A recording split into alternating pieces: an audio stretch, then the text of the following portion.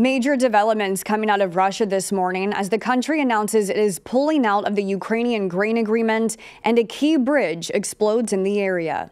And several people are dead after severe storms wallop the Northeast and travel is disrupted in airports across the country. The rundown starts now.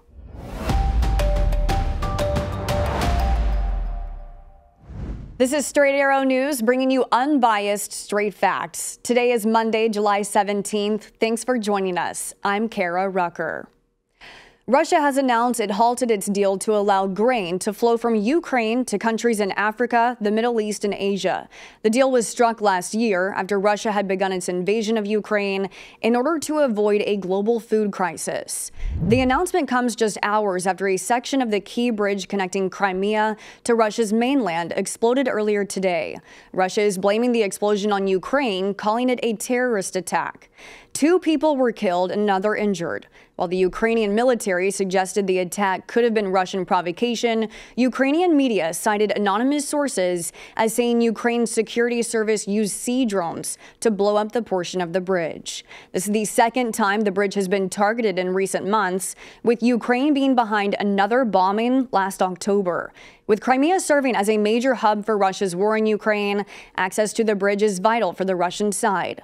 While today's attack wasn't as serious as October's, rail traffic was halted for about 6 hours.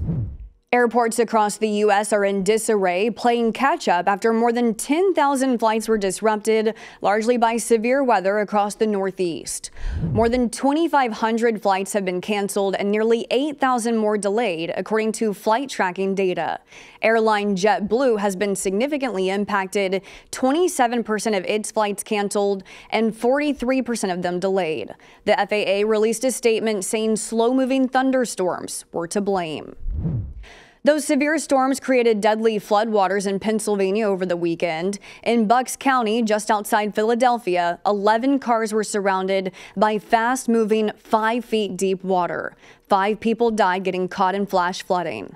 As of Sunday evening, a baby and a 2-year-old toddler are missing, their mother being one of the victims found on the flooded roadway.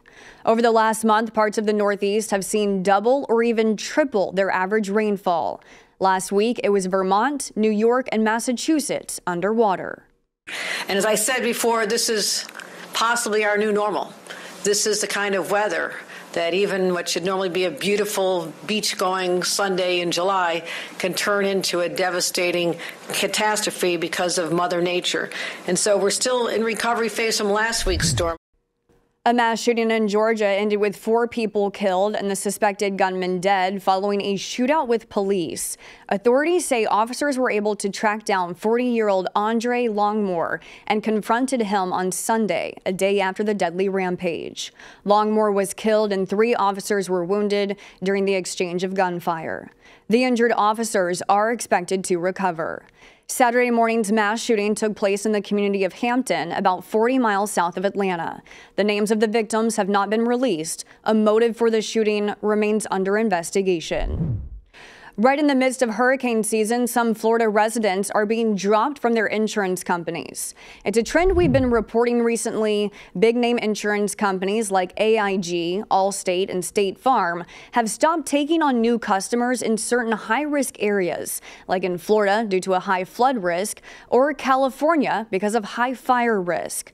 Last week, Farmers Insurance announced it was pulling out of the Sunshine State. Just days later, AAA said they are following suit, not renewing home or auto insurance policies for some of its Florida residents.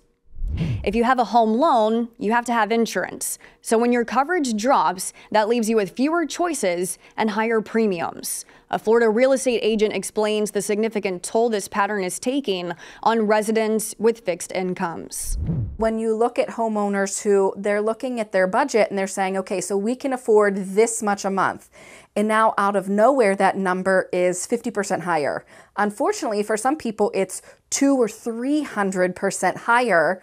There's no money to make up that difference. More trouble at Twitter. In a reply over the weekend responding to business advice, Twitter owner Elon Musk revealed that the social media company is losing cash because of a drop in advertising. Musk said, quote, we're still negative cash flow due to about a 50% drop in advertising revenue plus heavy debt load. He added that Twitter needs to reach positive cash flow before the company has the luxury of anything else. Musk, who acquired Twitter last fall in a $44 billion deal, stepped down as the company's CEO in May. Twitter got some new competition in the form of Meta's platform called Threads earlier this month. In its first week, Threads reached 100 million downloads. Twitter responded by threatening legal action against Meta. Thanks for watching Straight Arrow News, where our mission is to bring you unbiased, fact-based reporting. And we're doing just that. Two separate industry watchdogs confirm SAN is reporting right down the middle. So if you prefer the source that gives it to you straight, stay with us at straightarrownews.com and follow us on social media. Unbiased, straight facts, that's SAN. We'll see you back here tomorrow. Until then, I'm Kara Rucker. Have a great day.